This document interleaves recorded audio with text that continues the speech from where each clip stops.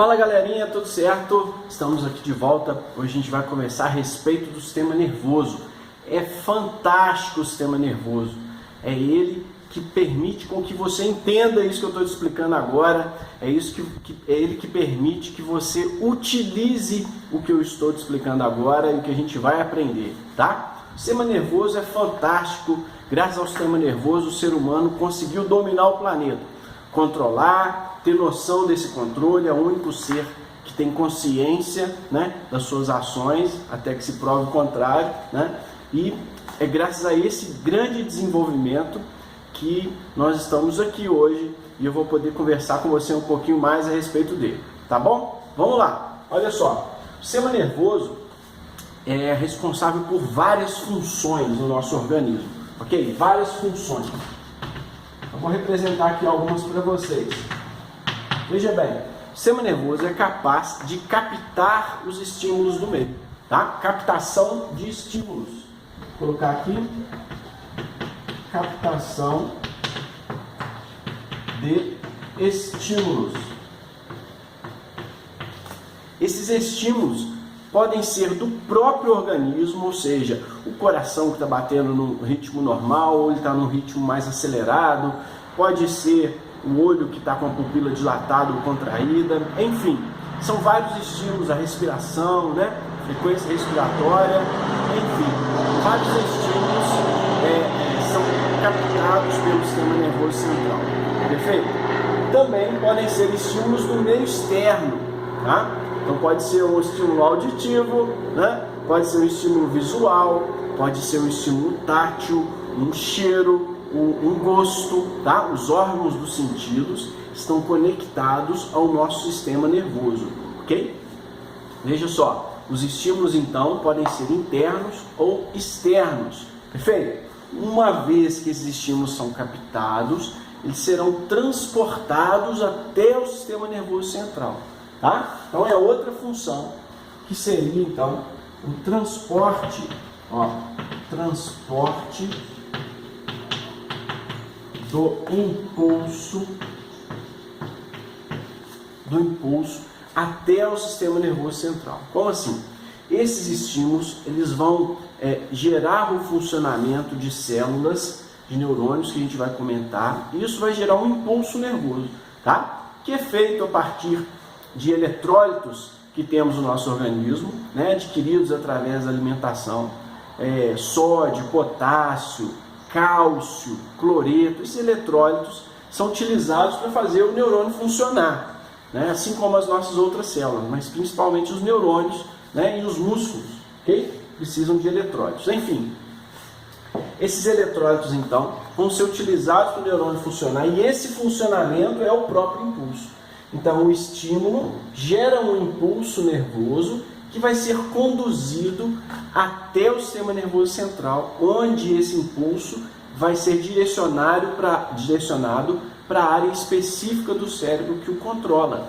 Então vai acontecer ali uma análise do impulso.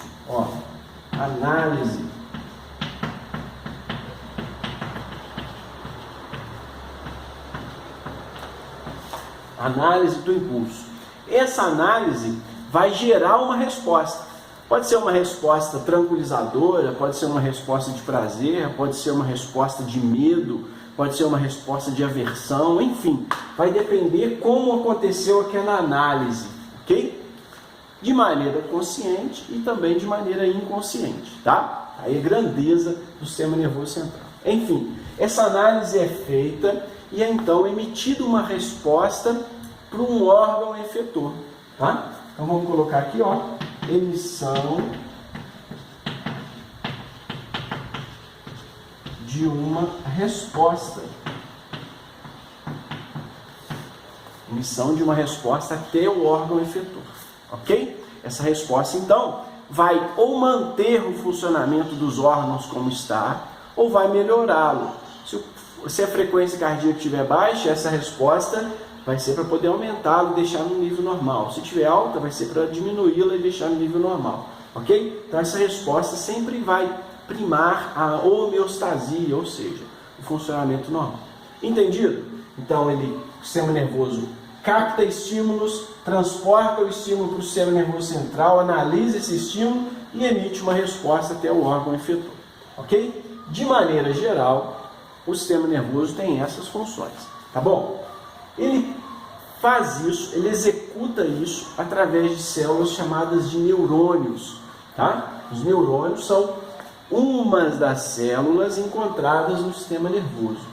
Já já a gente comenta mais, a gente pode falar agora, tá? Vamos falar então das células que tem ali no tecido nervoso. Veja bem, ó, apagando, ó, as células que tem no tecido do sistema nervoso então são os neurônios, tá? E existe uma outra população de células importantíssimas no sistema nervoso, que é um conjunto de células. São chamados de células da glia, tá? Olha aqui, ó. Células da glia, ou também chamada de neuróglia. Professor, nunca ouvi falar dessas células. Está por fora, irmão. Olha só. As células da glia têm maior quantidade no sistema nervoso do que os neurônios. Tá? É numa proporção de aproximadamente 10 células da glia para cada um neurônio. Então é 10 vezes mais células desse tipo aqui do que neurônios. Ok? São, como eu falei, é um grupo de células. Né? Então, um desses componentes são os astrócitos. Os astrócitos são células bem bacanas, né? Eles ajudam no funcionamento do neurônio, tá? Eles compõem a barreira hematoencefálica para impedir a entrada de moléculas tóxicas no sistema nervoso central. Eles passam nutrientes, ajudam os neurônios a fazer neurotransmissores, enfim. Na nossa aulinha do ensino superior sobre o sistema nervoso eu comento mais a respeito deles, tá? Mas de maneira geral são essas funções aí que fazem. Um outro tipo de célula dos astrócitos, das células da glia, né? São as células microgliais, o nome delas, ó.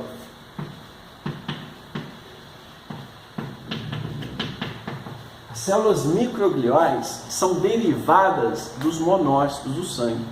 Então, o monócito é uma célula plasmática que, quando deixa o vaso sanguíneo no sistema nervoso, origina uma célula microglial. Então, ela é parecida com o macrófago que tem no tecido conjuntivo. A célula microglial realiza fagocitose, tá? Apareceu algum antígeno, alguma molécula que o cérebro interpreta que ela tem que ser destruída, né? As células microgliais vão lá e fazem a sua destruição, fazem a sua fagocitose. Beleza? Outro tipo de célula da glia existente são as células ependimárias. Células ependimárias.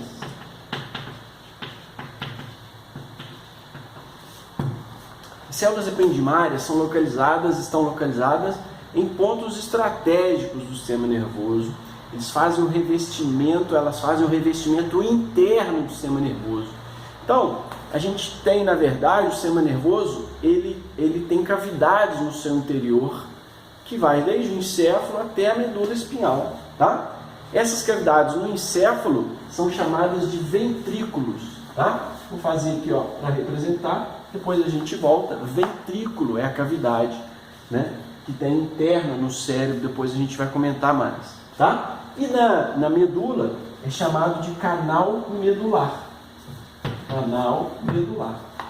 Isso que está em azul, então, esse revestimento dos ventrículos e do canal medular é feito pelas células ependimárias, tá?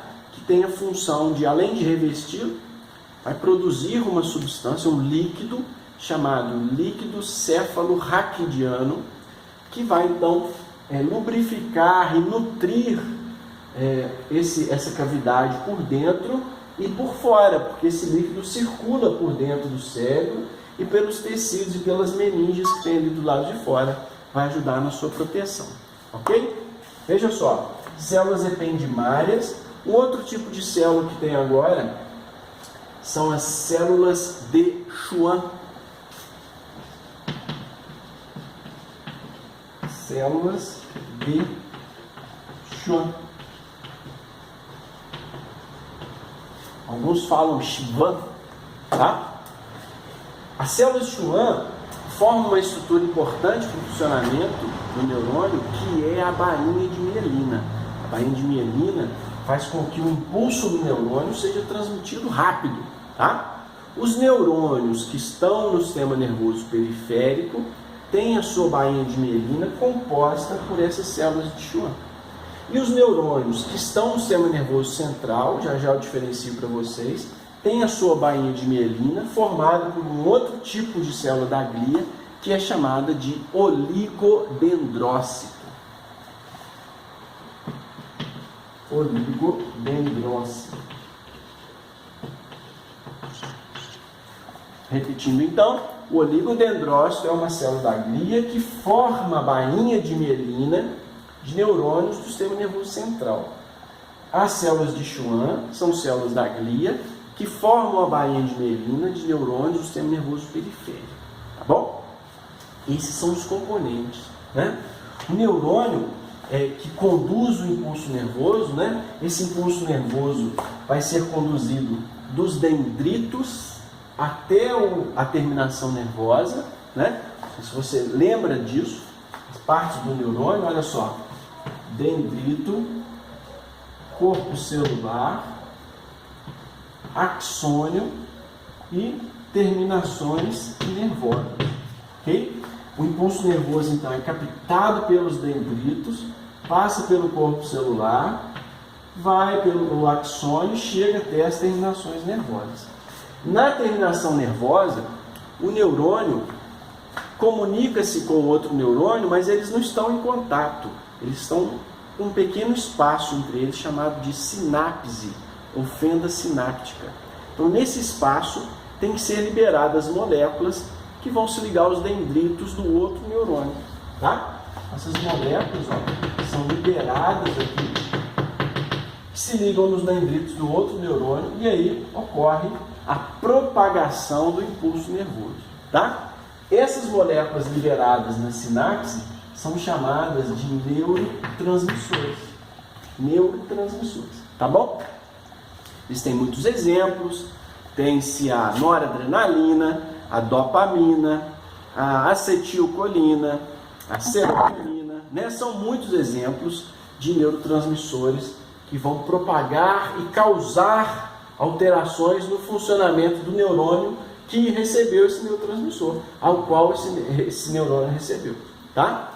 Esse neurotransmissor foi ligado. Tá joia? Então, ó, de maneira geral, essas são as células que compõem o sistema nervoso.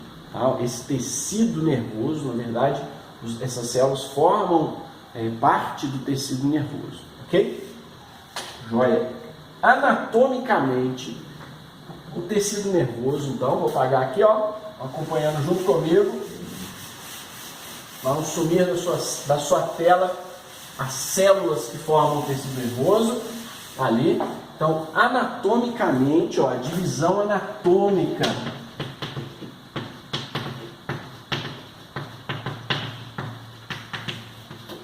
Divisão anatômica do tecido nervoso, do sistema nervoso, a gente tem como sendo o sistema nervoso central, sistema nervoso central, tá? E tem-se o sistema nervoso periférico. Ali, o sistema nervoso central é formado pelo encéfalo e pela medula espinhal. Encéfalo e medula espinhal. O encéfalo contém o cérebro, representado aqui em branco, o cerebelo, representado em amarelo, e o tronco encefálico, representado em vermelho. Tá? Cérebro, cerebelo, tronco encefálico. Isso tudo forma um encéfalo. A medula espinhal, que está representada aqui de branquinho, passa por dentro da coluna vertebral, né? Aquela fileira de ossos, né? Que protegem a medula espinhal. Ok? Esse é o sistema nervoso central. Então, formado por cérebro, cerebelo e tronco encefálico. Já o sistema nervoso periférico é formado por dois componentes, que são os nervos e os gânglios. Veja só, do sistema nervoso central partem nervos, partem nervos em várias direções no corpo todo. E também alguns desses nervos têm gânglios, tá? Vou representar aqui, com uma bolinha no gânglio, da onde continuam os nervos. Alguns gânglios estão próximos da medula, outros gânglios estão longe da medula. Vou representar aqui, tá? Então a gente tem sistema nervoso central, sistema nervoso periférico, tá? Sistema nervoso periférico formado por, muito bem, nervos e gânglios, ok? Joia! Bom, esses nervos vão conduzir o impulso da periferia até o sistema nervoso central e também vão conduzir o impulso do sistema nervoso central para a periferia. Então, essa divisão anatômica permite com que a gente entenda uma outra divisão do sistema nervoso, que é a sua divisão funcional. Divisão funcional. Funcional. Tá aqui. Algumas respostas do sistema nervoso, elas vêm mediante estímulos, correto? Então, esses nervos que conduzem o estímulo para o sistema nervoso central são chamados de nervos sensitivos, tá? Nervos sensitivos. Ok? Agora, aqueles que emitem uma resposta do sistema nervoso central para os órgãos efetores, por exemplo, para o músculo, para o coração, para glândulas, para músculo liso, músculo cardíaco, músculo liso, esses nervos são chamados de nervos motores. Nervos motores, representados aqui, tá? Então foi da periferia para o sistema nervoso central, nervos sensitivos. Foi do sistema nervoso central para a periferia, nervos motores, tá? Alguns desses nervos chegam e saem do encéfalo, então são chamados de nervos cranianos. Outros o fazem da medula espinhal, então são chamados de nervos raquidianos ou nervos medulares, tá? Sensitivos e motores.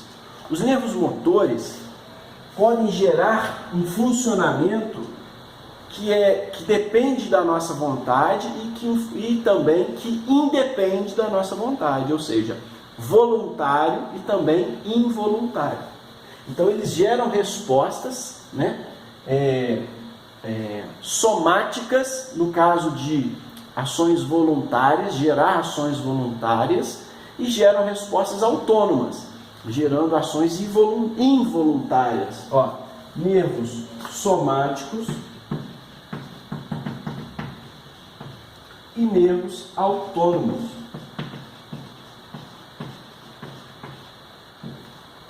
Somático gera resposta voluntária e os autônomos geram respostas involuntárias.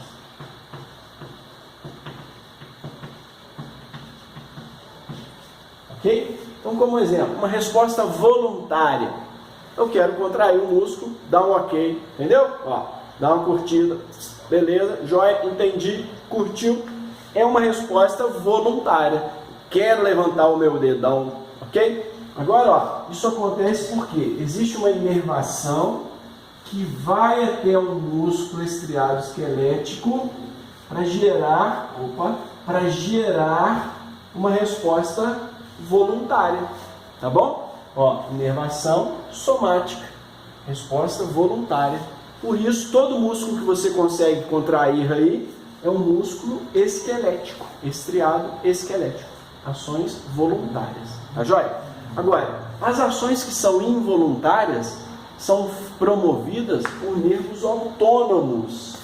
Então, eles vão até o coração, por exemplo, o nervo vai até o coração promover o seu funcionamento. Vai até a célula cardíaca, que eu representei aqui, promover o seu funcionamento.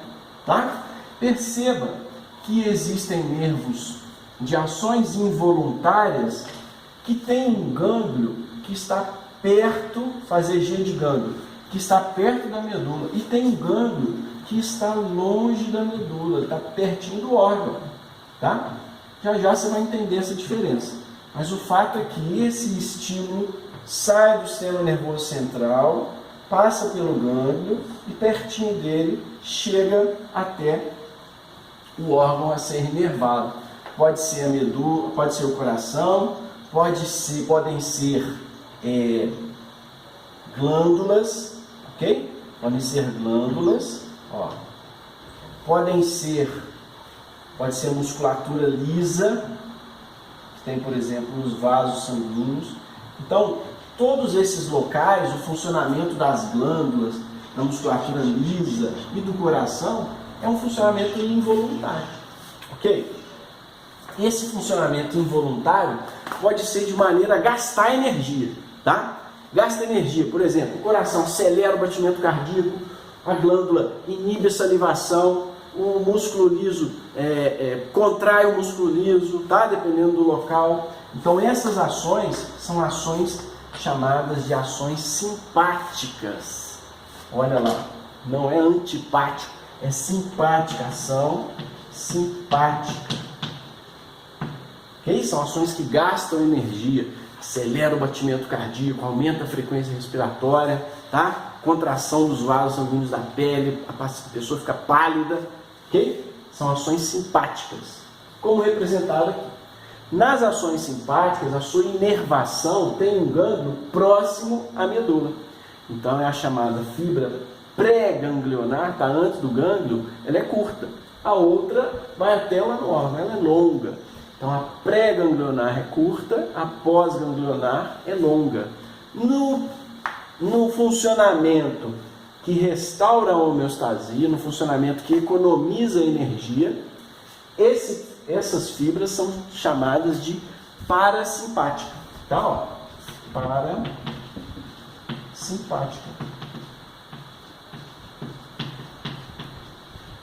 Parasimpático. É o funcionamento parasimpático, é aquele que vai economizar energia. Então, se o coração está acelerado, ele vai reduzir a frequência cardíaca e outros eventos acontecem por estímulo parasimpático. Ok? Na inervação parasimpática, o nervo pré-ganglionar é longo e o pós é curto. Então, ele para lá no órgão onde tem o gânglio e aí chega o estímulo para o órgão efetor, seja o coração, seja o músculo liso, seja a glândula, tá? Parasimpático é parar lá perto do órgão, a fibra pré-ganglionar, certinho? Essas ações são involuntárias, simpáticas e parasimpáticas. A ação voluntária, o nervo não tem gânglio, ele vai direto na musculatura esquelética, é aquela que a gente contrai voluntariamente. Perfeito? Joia! Quando a gente olha ao microscópio um corte da medula, a gente encontra o seguinte, ó, se eu pegar essa medula, cortar e virar ela para você assim, ó, a gente encontra essa região, tá? Nela, a gente vai ter um revestimento, olha só, isso que está por fora aqui, ó, eu estou fazendo para você agora, ó, isso que está por fora, é uma meninge, ó, tá aqui a representação, são as meninges. Vou fazer aqui, ó, meninge, meninges, são 3 meninges, são 3 capas, encapamentos que tem ali de tecido conjuntivo, tá? São chamadas de dentro para fora pia mater, aracnoide e dura mater. De dentro para fora, pia mater, aracnoide e dura mater, tá? Elas envolvem a medula. Como você pode ver pelo esquema, envolvem também todo o encéfalo. Então elas têm um líquido correndo no seu interior que vão permitir proteção do que está por dentro dele, tá? Então, por exemplo, quando a gente balança a cabeça assim, o cérebro ele dá uma movimentadinha. Se ele ficasse batendo no osso, ia lesar, né? Então ele protege dessa movimentação de pancadas, além de ter outras funções, tá? Esse líquido é aquele que a gente comentou que passa por dentro, pelo canal medular e pelos ventrículos, tá? Então ele sai dos ventrículos e circula pela meninge, ok? Justamente para essa função protetora. Está aqui a meninge representada então, e a gente consegue perceber que na medula existem regiões com colorações diferentes. Não é que na gente, né, em nós, é amarelo e branco. É uma região mais escura e outra região mais clara. Essas regiões mais escuras e mais claras são chamadas de substância cinzenta e substância branca, tá? Então, ó, substância cinzenta, que fica mais no interior da medula, e a substância branca,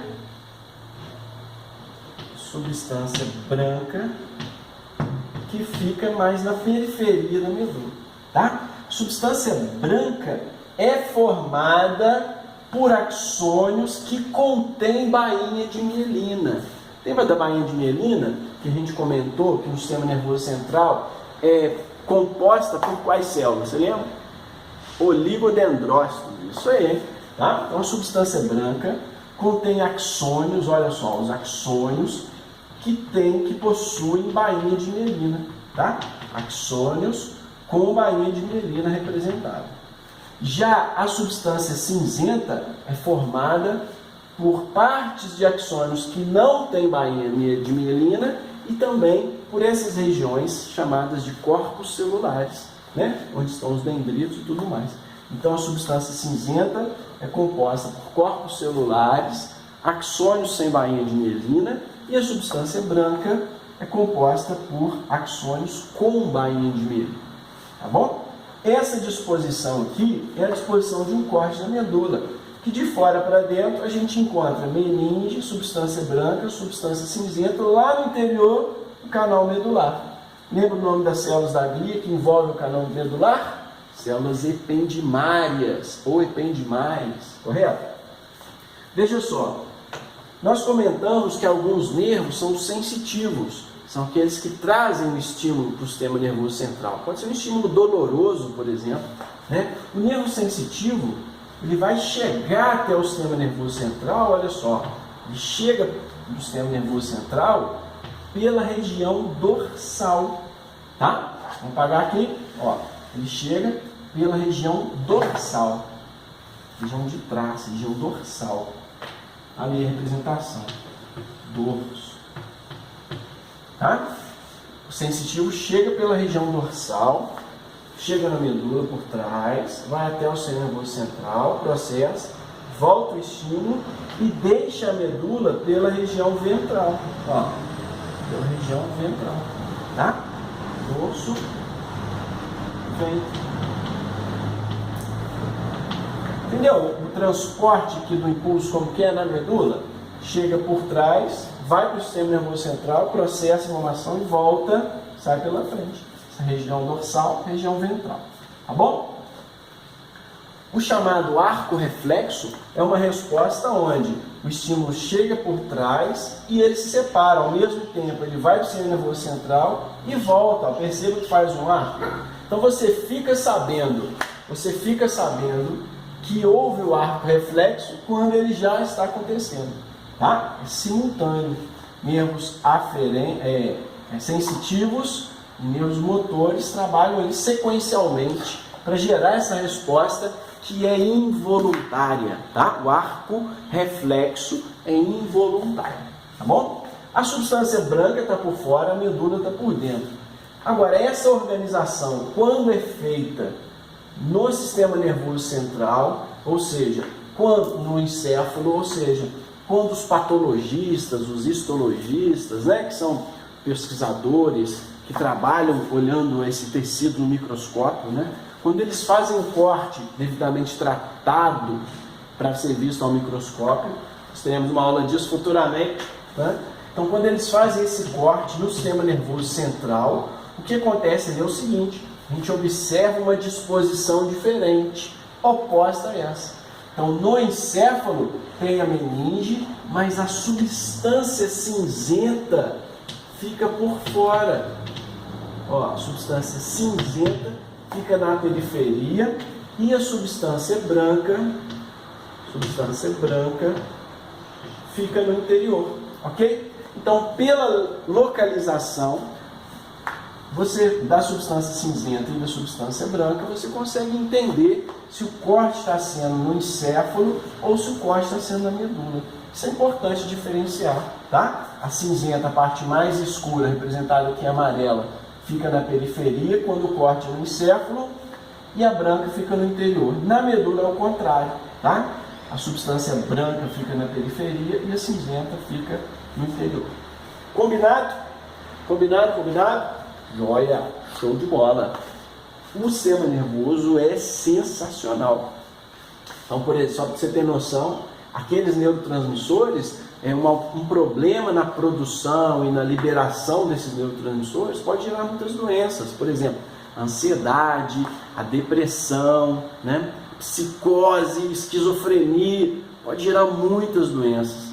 Em contrapartida, os medicamentos que atuam no sistema nervoso central vão justamente corrigir essas patologias, né? Então eles vão aumentar a disponibilidade de, por exemplo, noradrenalina, de serotonina, vão diminuir a dopamina numa região, aumentar em outra região, tá? Enfim, tem uma série de medicamentos que atuam justamente sobre esses neurotransmissores. Show de bola? Espero que os seus neurotransmissores do prazer tenham sido ativados nessa aula. Você